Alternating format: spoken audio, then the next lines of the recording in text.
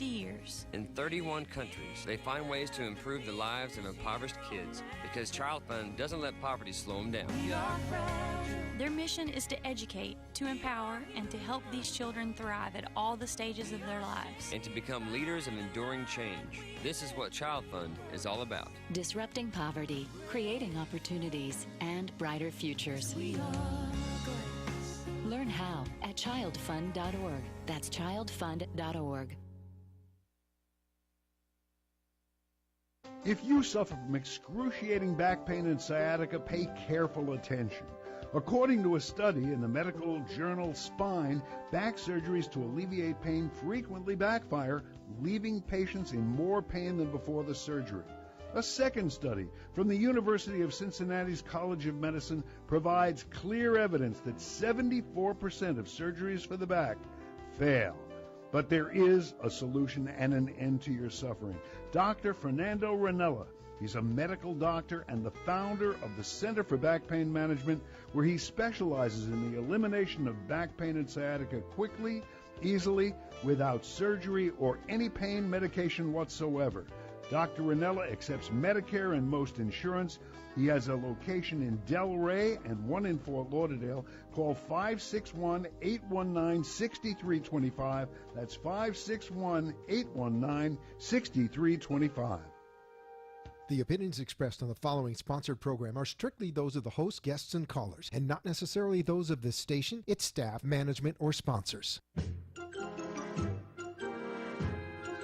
Welcome to the Caregiver Reality Show with your hosts, David Levy and Paul Vadiato, who bring you more than a combined 25 years of practical experience, helping thousands of family caregivers, helping them find solutions to the challenges and frustrations presented by this important responsibility. So if you are in the position of caring for a spouse or a parent, a loved one who is no longer able to care for themselves, or if you know someone who is, this hour will be worth the listening.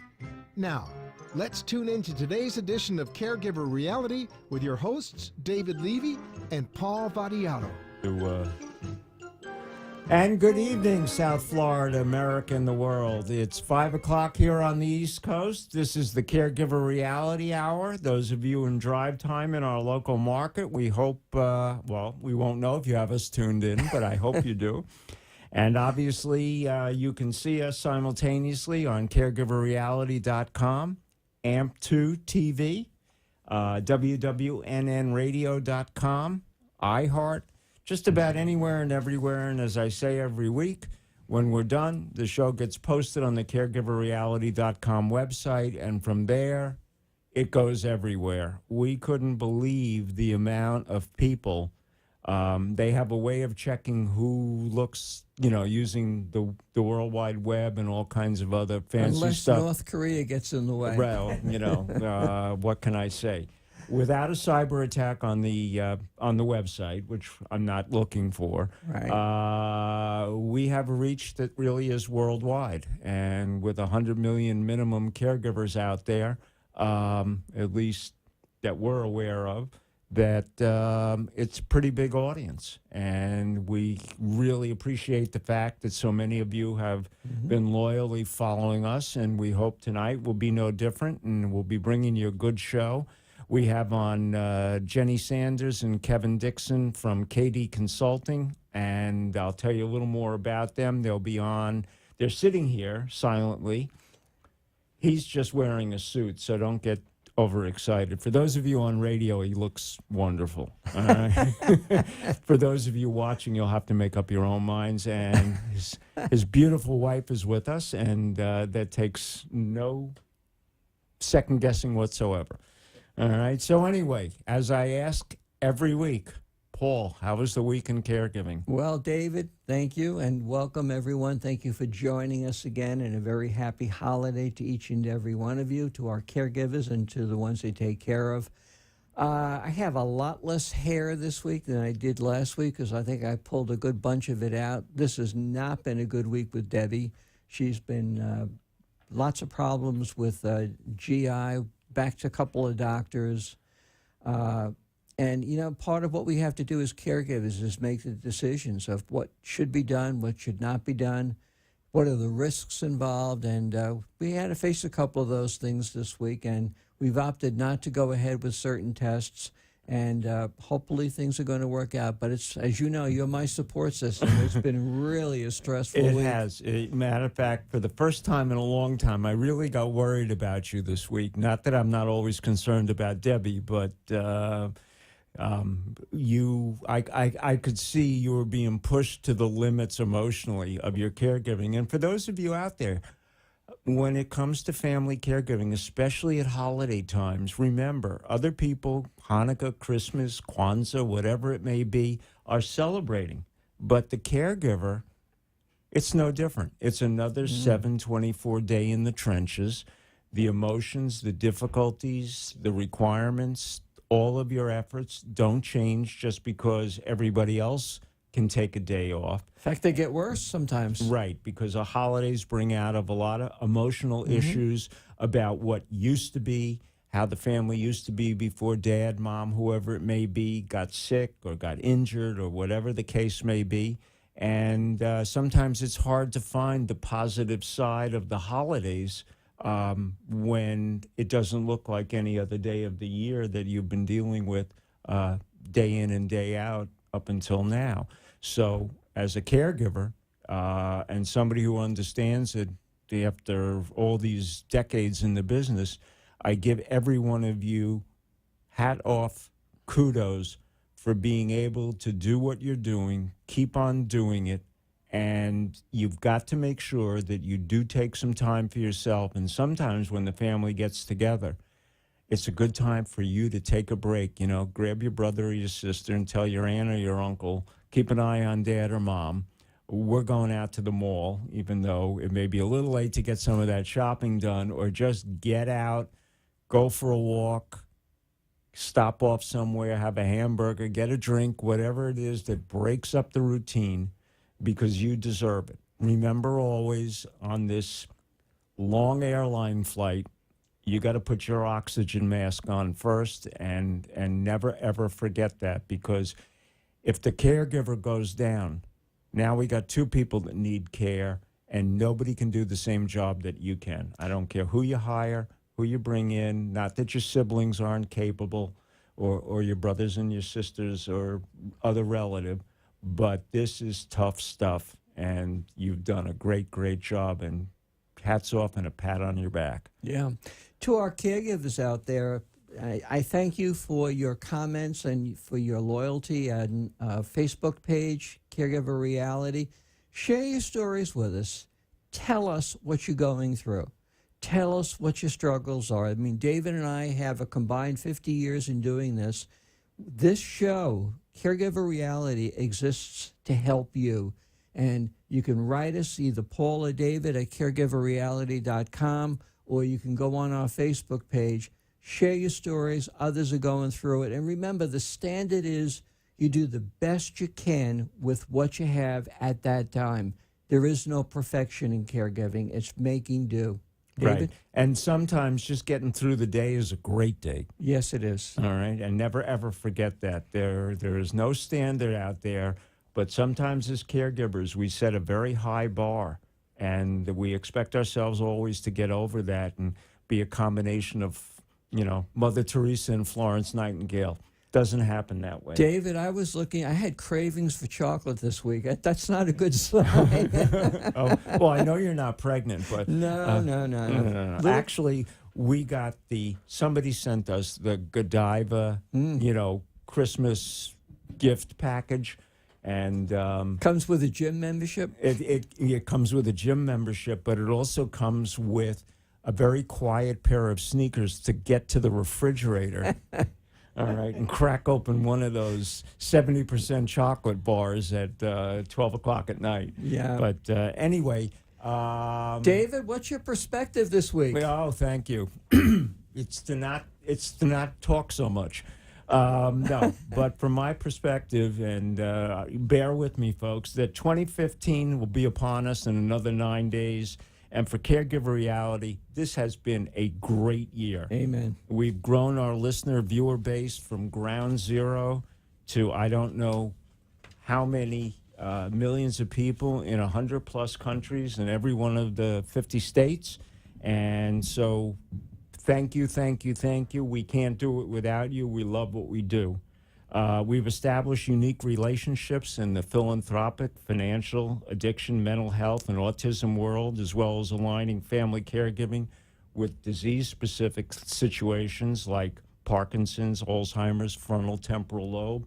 We're going to continue to combine our non-clinical family caregiving with all of those clinical and broader issues of mental health, as I said, and not exclusively, although tonight we have two people who are very, very skilled in the mental health field, and you'll be hearing from them when I shut up. Paul and I have come through a difficult year, obviously, with personal caregiving. But any of you who are listening to the show know that we start every show with what's going on, so you know as much about what's happening right now. And for Suzette, it wasn't a great week. It wasn't as bad as some I've seen, but, she's struggling. The holidays aren't the best for her either. It brings back memories. It's 11 years since we lost our son, and it happened at the holiday time, so... sometimes difficult memories, but and especially she'll make when it you're through. not feeling well. And especially when you're not feeling well. But somehow or other, if we're lucky, Paul and I have reservations on Christmas Day Yes, we at do. 1 p.m., not just the two of us, for the four of us to try and have Christmas dinner. Now, the interesting thing about that is we're both now renowned for being the people you invite and who have to cancel at the last minute. So it'll probably be a race between Paul and I to see who cancels on who first, but hopefully that won't happen, and we'll have a chance Or to it'll have... be you and I eating alone. Right, the Christmas goose, whatever. Starting this year, we'll be broadcasting almost exclusively through our new studio in Boca Raton, which will give us the flexibility to widen our footprint. In the caregiver world, we'll be able to do live audience shows, panel discussions, and a myriad of events that just can't happen inside of a traditional radio studio. However, we're deeply indebted to Beasley Broadcasting for the faith they've had in this show and highlighting this show, along with others, on their streaming video and making it a part of the Beasley family. We are very grateful for that. Indeed. And we're looking to expand, too, with them and with others around the country. With our new media capability of streaming radio and unique productions, we'll make our reach even greater and hopefully grow our family caregiver audience, which numbers in the tens of millions here in the U.S. and 100+ million around the world. We look to expand our trust relationship with you, our audience, to bring you other beneficial people and things and relationships that we've been developing, that we have thoroughly vetted to make sure whatever you see and hear on Caregiver Reality is accurate and up to date as it is absolutely possible to do. We're grateful to Freddie Santori, Linda, Gio, and Freddie Jr. for supplying the wisdom and technical expertise through AMP2 TV to keep us on the leading edge of the newest in technology, social media, and the World Wide Web, so that we can bring you the content and information where you want it, when you want it, and whatever piece of equipment you want to put it on, all right? So going forward, we have a lot of exciting, relevant, and unique things planned for our audience, as well as in-depth research in non-clinical family caregiving, which Paul and I have pioneered, and will continue to be subject matter experts and leaders to all who seek our advice and support. Lastly, to Paul, without whom none of this would be happening at the pace and professionalism it has, and of course to our wives, who've shown us what true courage is and who support us far more than we are ever able to do for them as caregivers. So true.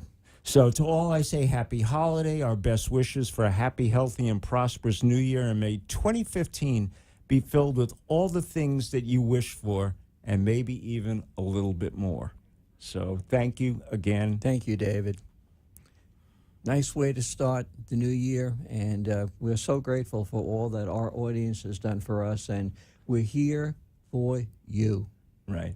And I see by the old clock on the wall, using that illiterism from way back when, that it's time for us to take a station break. We'll be right back, and very soon we're going to have on Jenny and Kevin. and get some insight into what's going on in the world of mental health and what they're doing before they head out to Vegas and go skiing in Colorado. I'm jealous. Take it away.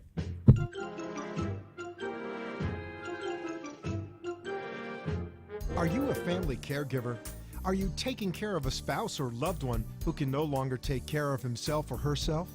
Are you dealing with Alzheimer's disease and don't know what to do? Do you feel burned out, frustrated, and just don't know where to turn?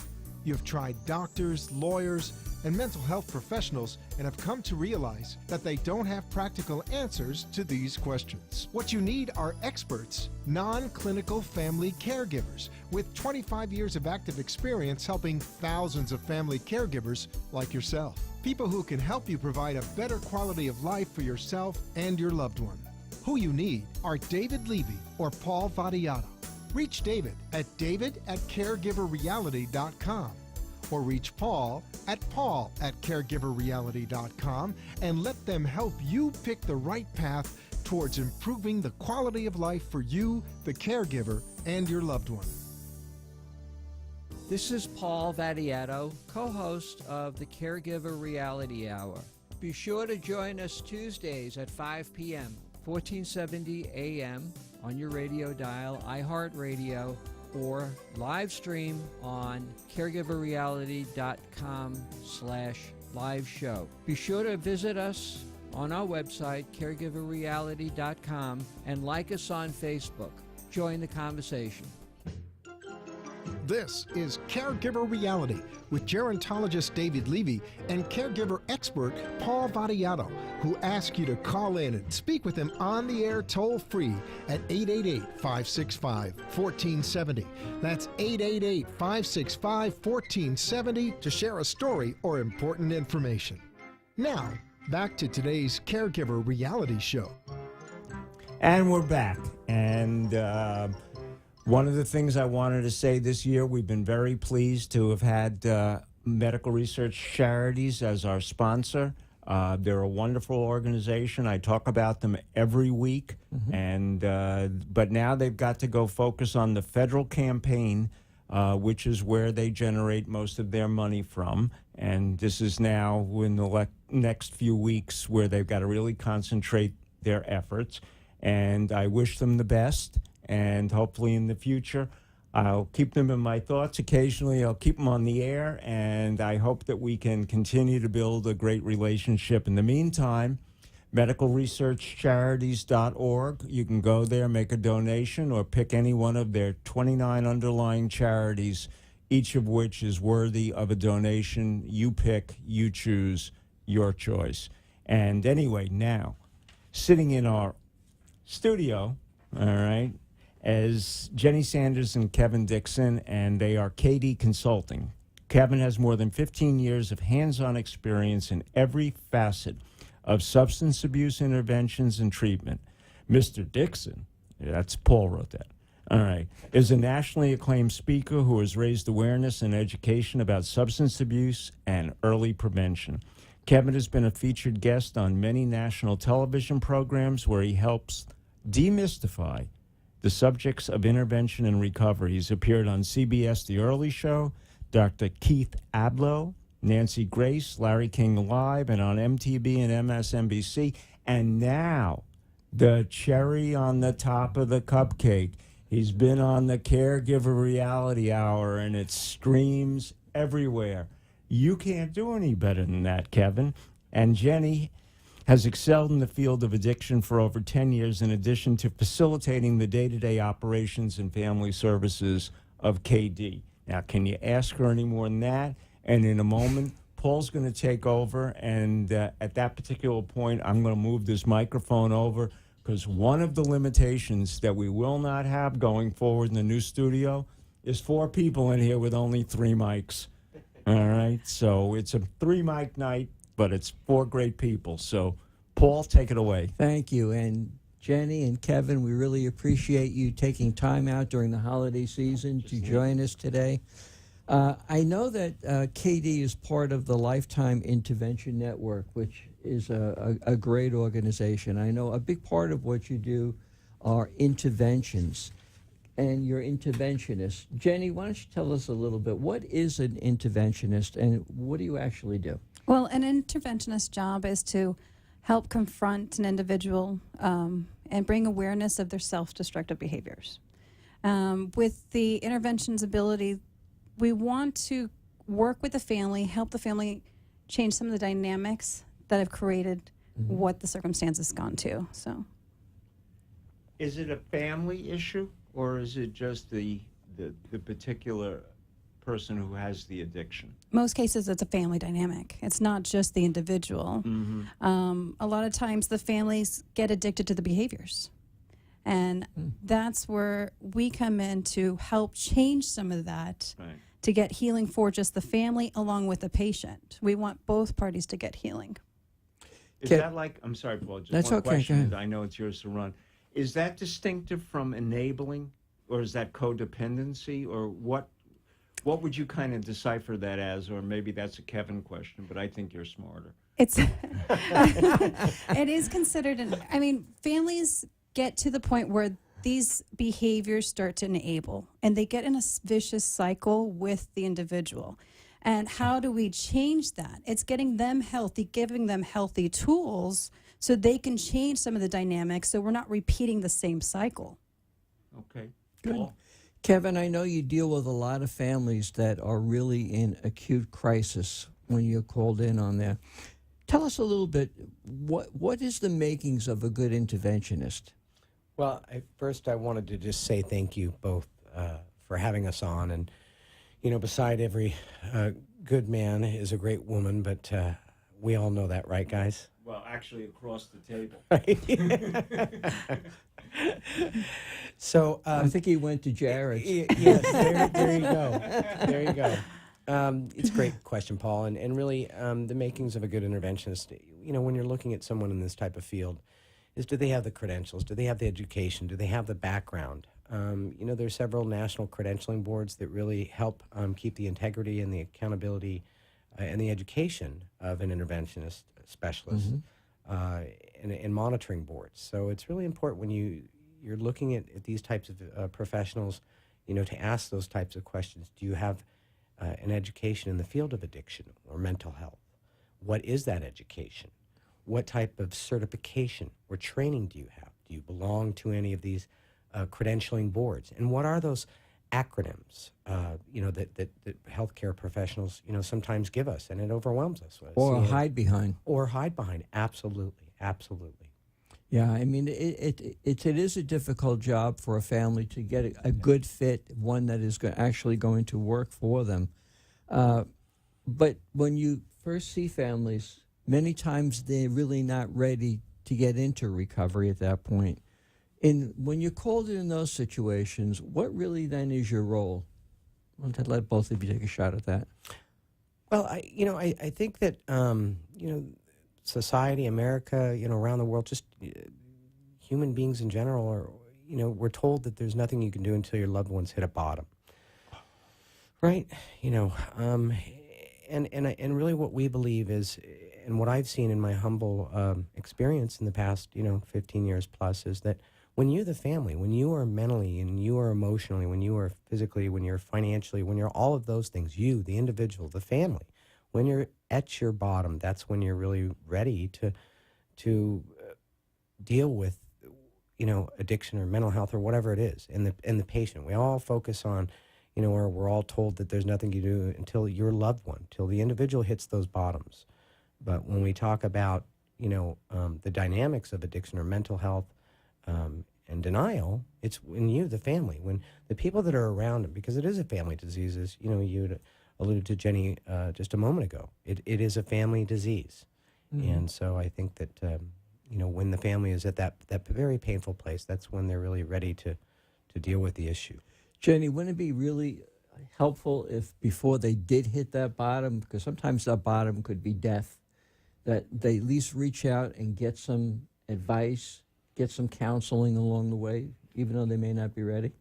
And that's part of our jobs. We want to create and shape and mold and change some of the things that they've been doing, because it's not working. You're trying different things and trying to control the issues, but it's no longer helping the patient. It's no longer helping the family dynamics. You're staying still sick in that sickness.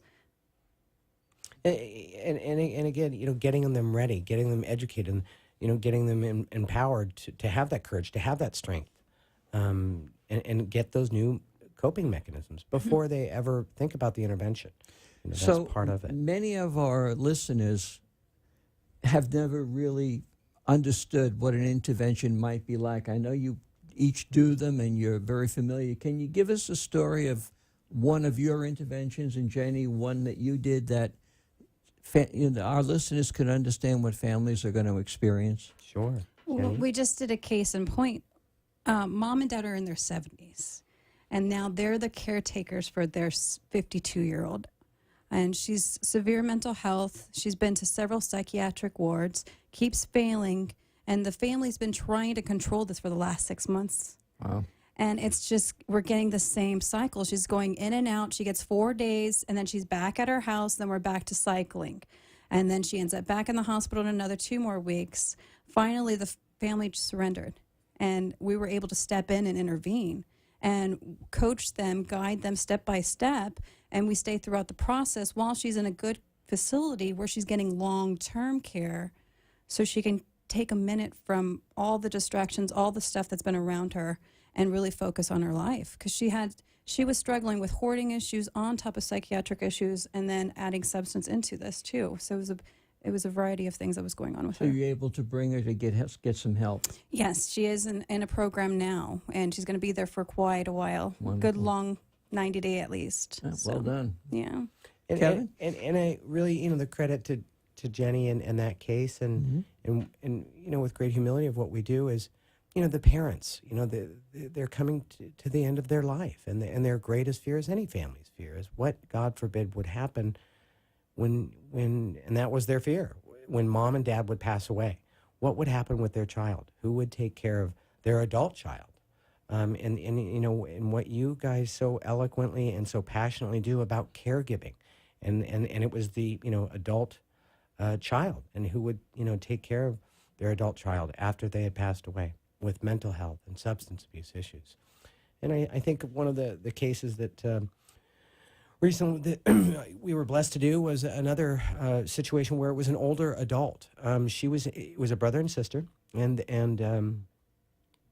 interventions work kind of two ways. It's a preventive medicine we do for the younger adults, right, 17, 25, 30, et cetera, or the last hope we have for older adults.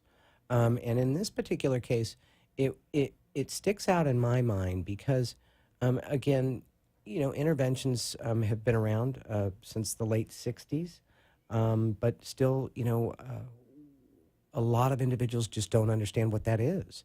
And so this was a sister who had grown up with a brother that had acute alcoholism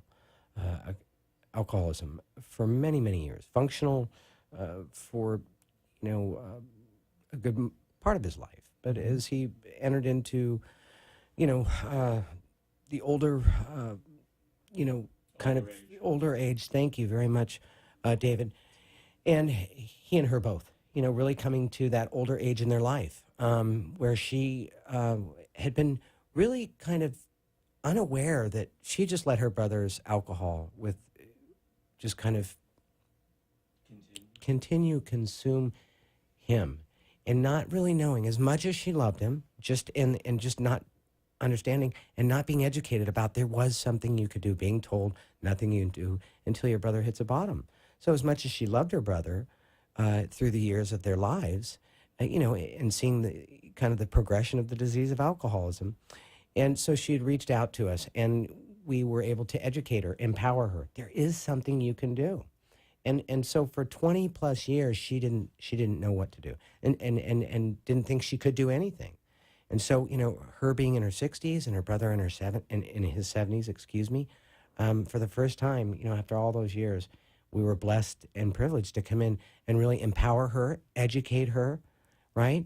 And being able to separate the disease of alcoholism in their lives, and getting her brother into an appropriate treatment center. And it began so with a phone call. Exactly. David?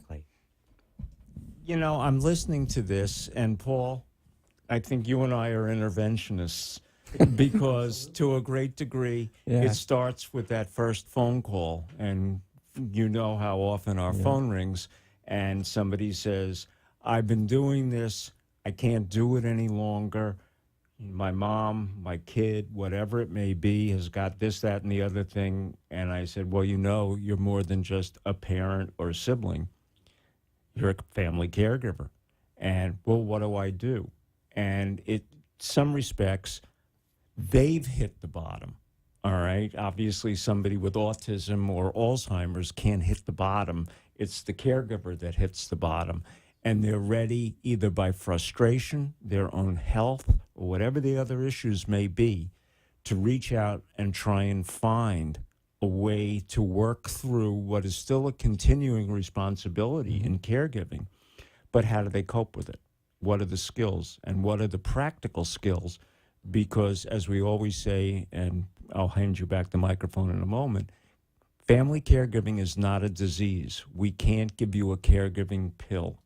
We can only guide you with proven activity, steps, knowledge, discussion points that we know over the years that we've refined and work so that you can put that together as your own package and let it work for you. And so as I was listening to you and you, Jenny, make that discussion about interventionists, I said, boy, that sounds like us. The only thing I would have made different on your discussion is you called them caretakers, and those are the guys that mow the lawn at the cemetery. We're dealing with caregivers. Oh, I'm sorry.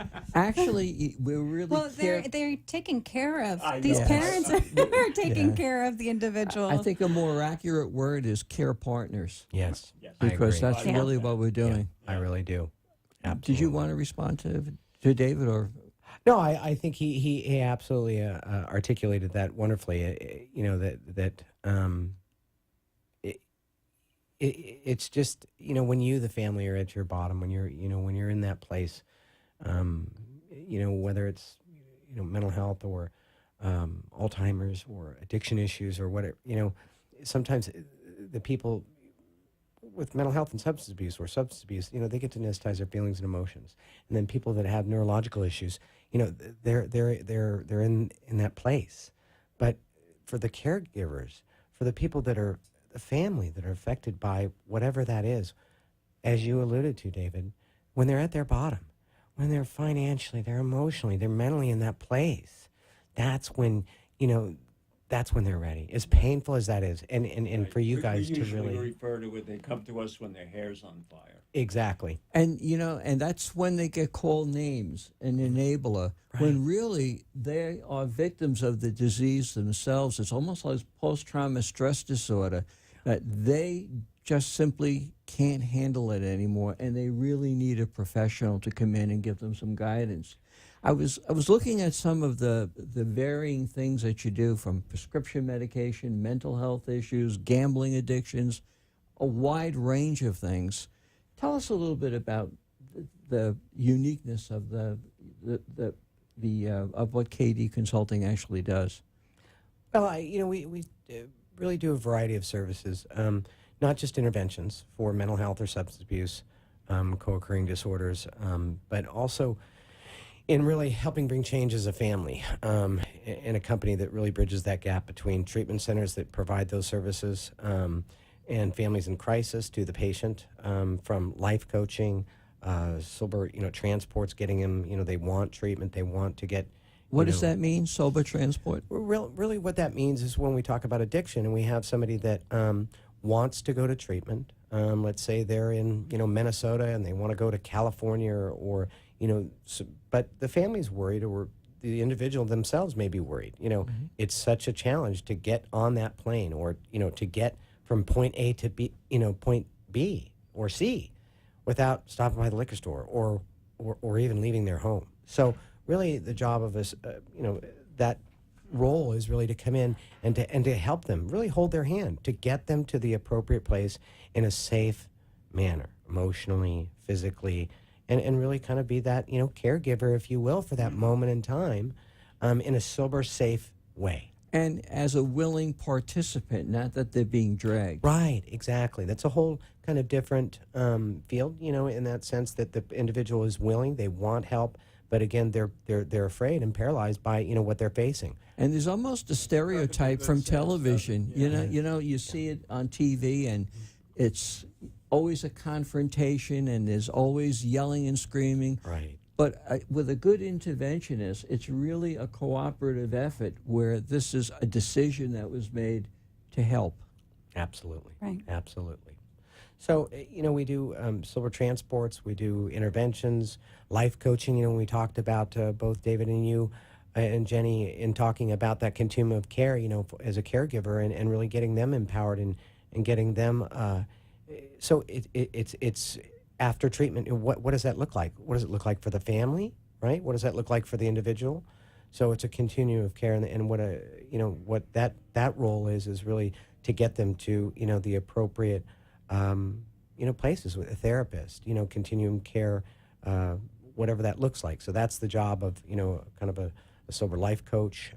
Yeah, because we want to make sure that they're implementing what they learned in treatment. It's not you just go to treatment, we're done, we're cured. We want to make sure that they're following through and they're taking the steps that they need to, doing, getting a sponsor, following their outpatient continuum care. The therapist.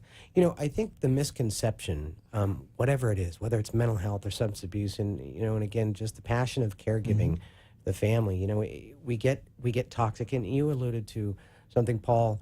This word is, and I mean it with tremendous respect to our the field of healthcare providers. You have to stop being enabling and codependent. What does that look like, and what does that really mean? What is that language when you're dealing with somebody that is your loved one? Yes. Yes. If we look it up in the textbooks of enabling and codependency, we're doing this or we're doing that. But really, what is that? That's so foreign for somebody that is in the front line of that. And as you both know in your personal lives and taking care of your family, right? But that's your loved one. We're not saying no to your loved one. We're saying no to whatever that is. And trying to get the caregiver, the person, the family. So I think it's important that when we deal with mental health in the role that Jenny and I do in dealing with addiction, mental health, or whatever that looks like, so we take out the patient, right?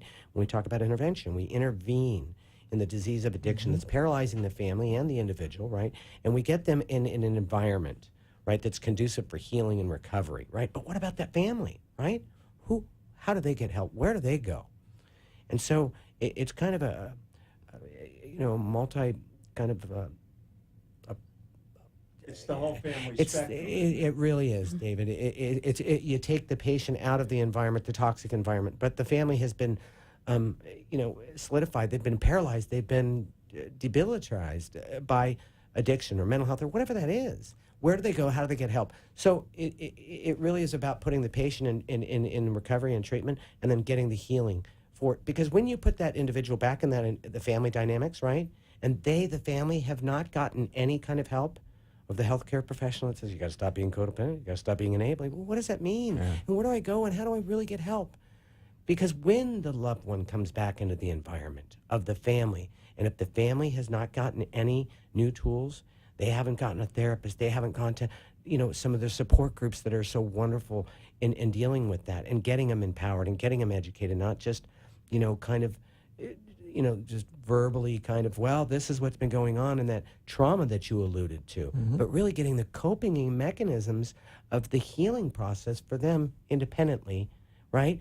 Independently, right? So family goes to there's wonderful programs and 12-step programs and, family programs where the family independently can get the healing. And then, right, the individual, the family member comes back in the family component, and look what's happened. Now the individual's gotten help, the family's gotten help, and that's when, the healing really begins. So if you take a leper out of a leper colony and you cure them and you put them right back in, what is going to happen? And what was going through my mind as you was talking, Kevin, is that we've seen so many times with families, particularly those that are well-to-do, right? So much of the focus was put on the one who was the addicted one. It was the siblings now that started acting out and starting having problems because they were just neglected, basically, dealing with the crisis on hand. What's been your experience with that? With the, as far as, I mean, siblings, we encourage families, especially because a lot of times when they're under the age 14, we don't involve them because there's still a boundary there because they're still Right. too young to comprehend what really is going on here. But we encourage families to enforce a child therapist or someone in Great. additional to what we've done to helping them so they can comprehend this. Because as they get older, they're going to understand. But we want to help develop them so they don't turn to the same behaviors or the things and repeat the cycle. So what I'm hearing is really a collaborative team of professionals who are really skilled at this particular problem. Absolutely, Paul. Yeah, and Absolutely. it's not a question of somebody going away, coming back, and being cured. It's that the family also needs to be cured. Because I know just with David and I with caregivers, when that caregiving stops, there's a vacuum that occurs. And now what am I supposed to do? And when they come back, how do I not revert to the old roles that I played before? Very much so. And I think, you know, in touching base on that question that you were asking in regards to the dynamics of siblings and families and family dynamics, whether it's a wealthy family or any families in general, you know, there's dysfunctional coping mechanisms that the family members, that the standard answer that I hear, if there is such a thing that we hear, is really, well, it's their problem. It's not my problem. Yeah. Right. My problem is that if they would just change, I wouldn't have a problem, right? And that's not true. You know, it really speaks to that piece. They can't see it. They're too close. It's, you know, they're in that, and it's a very delicate matter to get the sibling, the loved one of that kind of, you know, those buzzwords. It's, you know, codependent, enabling, or their problem. Why do I need to get help? Right? Because independent of whether or not the individual gets help, it's do you go on to the bitter end with those resentments and with that anger and all of those things? But I don't have those things. Well, sure you do. You do. How can you not? It's part of being human. That's it. That's it. So if you can get those, you know, those roles changed, if you can get the person in a loving way, and sometimes you need to really get in there and say, you know what? Let me show you what I mean. And then, you know, when that happens, that's when, you know, the real recovery can happen. Not just for the independent of the person, but for the, you know, One more question before we take our last break. Sure. David talks about, you know, we've been taught how to buy a car or how to buy a house, but we've never been taught how to buy a nursing home, for example. And there are so many recovery centers and so many that are opening up. Mm-hmm. As a consumer, how do you judge one from the other and the one that would be right for your loved one? Well, with our treatment options, I mean, the way we look at it is this clinically appropriate? Can we financially afford this? Do we have insurance? Mm-hmm. And there's so many options. Do the research. It's key because not all of them are going to be the same. You want to make sure it's clinically appropriate. If we're looking at dual diagnosis, mental health, or substance abuse, or anything else co-occurring with that, you want to look at all the verities to make sure that it's the appropriate program. Absolutely. Dual diagnosis. Explain to our listeners, please, what that is. Dual diagnosis is when someone's dealing with substance abuse along with mental health. So it could be a variety with schizoaffective, bipolar, depression, on top of alcoholism or the main substance that they're abusing, chemical dependency. And just to add to Jenny's, you know, point in your question, you know, that is a great point. You know, where is the kind of standard, and where do we go? How do we get that type of help? When we talk about, you know, mental health or substance abuse facilities, specifically, you know, treatment centers that deal with those issues, you know, JACO, which is a joint accreditation of healthcare organizations. Again, those funny little acronyms. But it's the gold standard, really. And it literally is a gold standard. It's a seal. And their website, you can go online, you can get that information, but it's the joint accreditation of healthcare organizations. And when you're looking at those types of facilities, there's some basic questions. Are you a dual diagnosed facility? You know, my loved one has, you know, depression and alcoholism, right? And then do you take insurance? And then are you licensed by the state? And how can I check on those things? And so that's what really JACO does is, across the United States when we're dealing. So you ask that type of, are you JCO accredited? Because that organization independently comes in. You can't buy that. You can't say, here's $1 million, give me that, A+ business rating or whatnot. But really independently says that if you want us to come in and to, really from top to bottom of your facility, then you have to be very vulnerable, because we're, if we find what we find and it's not appropriate, then we're not. So that, I think, through the years in my, experience and in our experience, when families have asked us that question, that's one of the real basics, for families when they're just so overwhelmed by that. And then the other piece, just real quickly, is that, there's 3 things that we don't deviate from in a neutral place. I always tell families, we tell families, is it clinically appropriate for your loved one? 2, can the family afford it? And 3, would I put my loved one in that program? And if it doesn't match those things, we're not going to really, recommend that. And that's a good reason to have a good interventionist, because they're going to know facilities and they're going to be able to evaluate what's going on and to help that family make that decision. Absolutely. I think the word ethics, again, is one of those buzzwords, and thank you, Paul. It seems to be a lost art, and whatever, especially in healthcare, unfortunate. And I mean it with tremendous respect to my field and to the, but as you guys know, on ground zero of trying to get your loved ones help, right? But ethics, I think that is, in our society today, is a great word, but is a word that seems to be foreign. And that's unfortunately. The sad part, unfortunately. David, before we go to our break, do you have anything you want to add? Yeah, this is too fascinating a conversation, and I don't want to go to a break. Okay. All right. But what I do want to say is that in listening to all of this, and just like we talk about evaluating a nursing home and assisted living facility, yes, you can have a good housekeeping seal of approval, and certainly JCO is a very respected organization.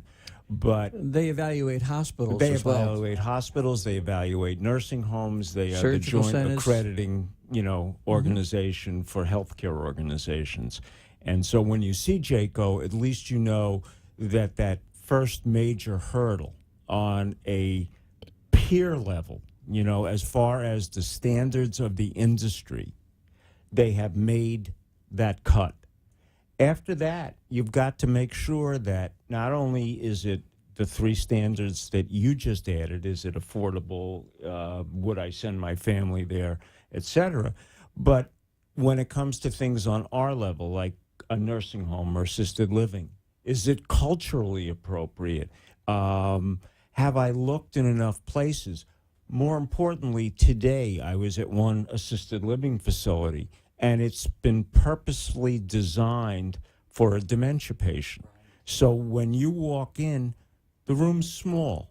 It doesn't have a shower in it. And so people say, well, if I had to stay there, but you can't evaluate it like you would a hotel room, because it's purposely designed so, A, they don't hurt themselves in the shower, for argument's sake, and that it keeps them out and socializing rather than kind of, stored up in their room, hiding out.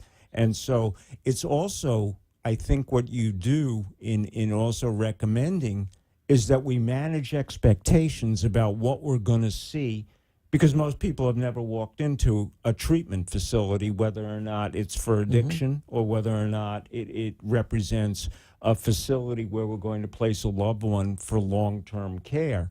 So I find what you were saying is completely appropriate. And even though we'd like to let somebody else do it, we have to make our own homework. We have to go do at least the process so that nobody comes back and says, well, you put me there and it didn't work, or I didn't like it, or it was the wrong place to be, even though it came with your blessing and recommendation. So we always make sure that, and in your case, it's a little bit different because it's hard for somebody to go out and shop, addiction centers or treatment facilities rather.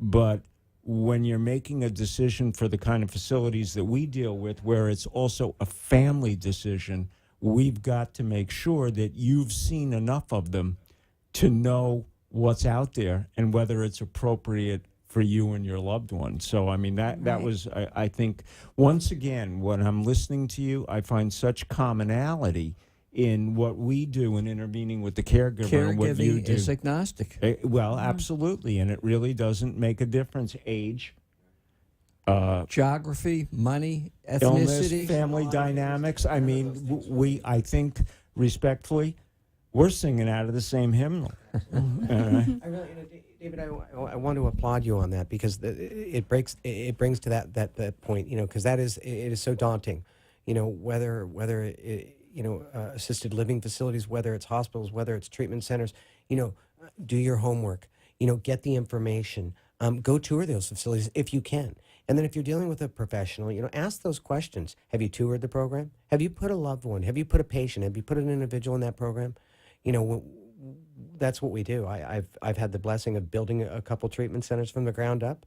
When I refer a facility, that's the piece is, I want to go tangibles. I want to talk to the therapist. I want to talk to the psychiatrist.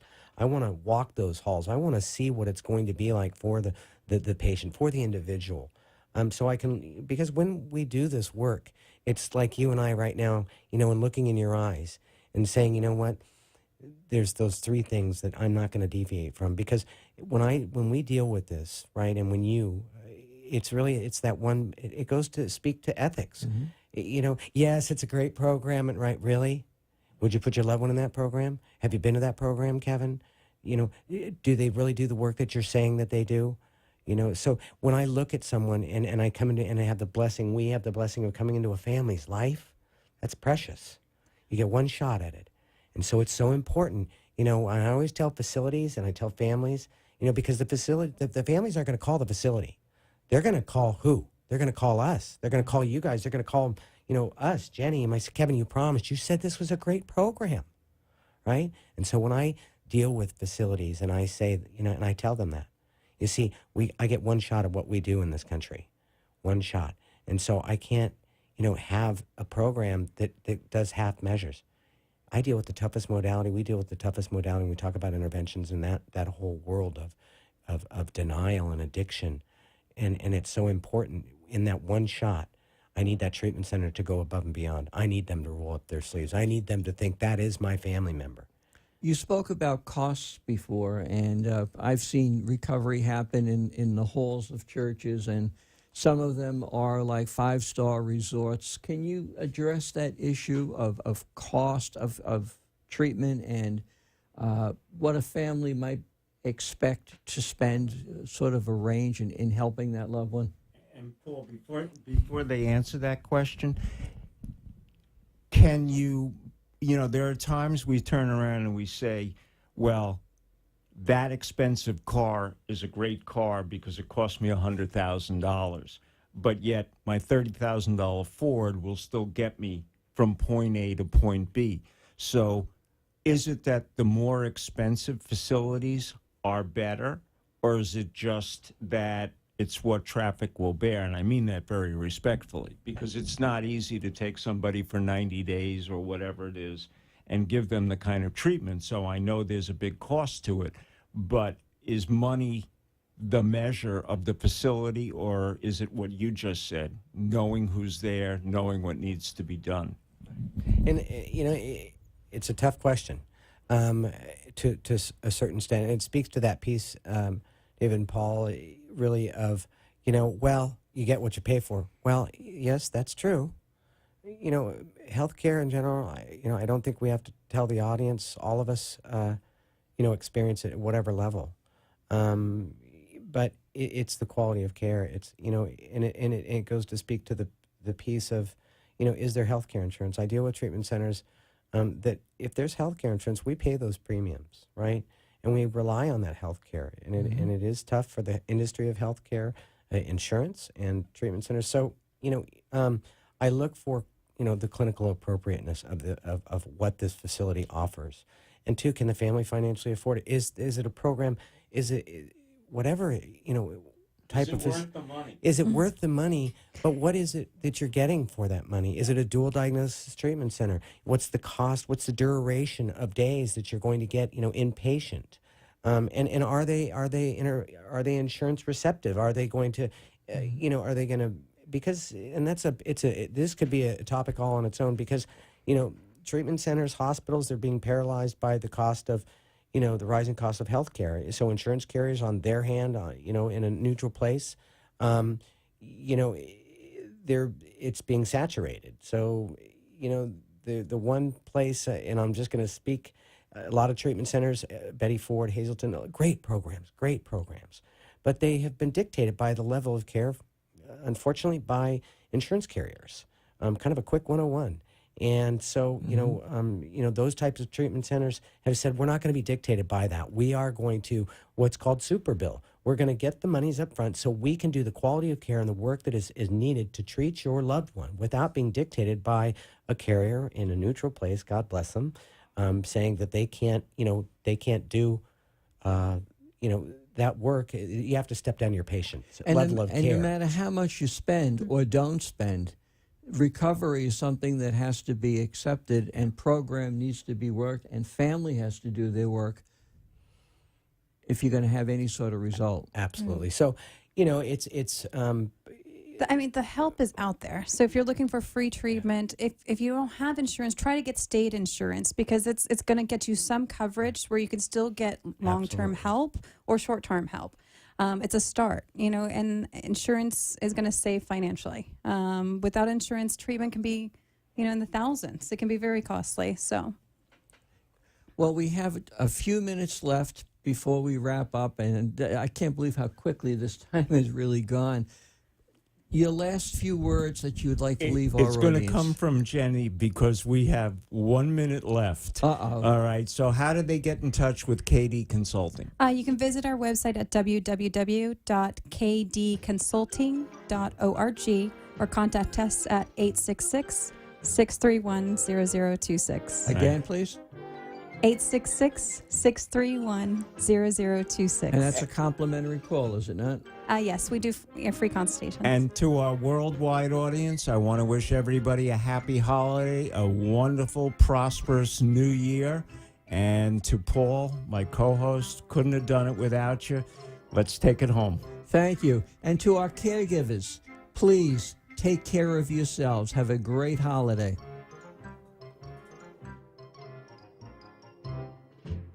Thanks for joining us for this week's Caregiver reality show.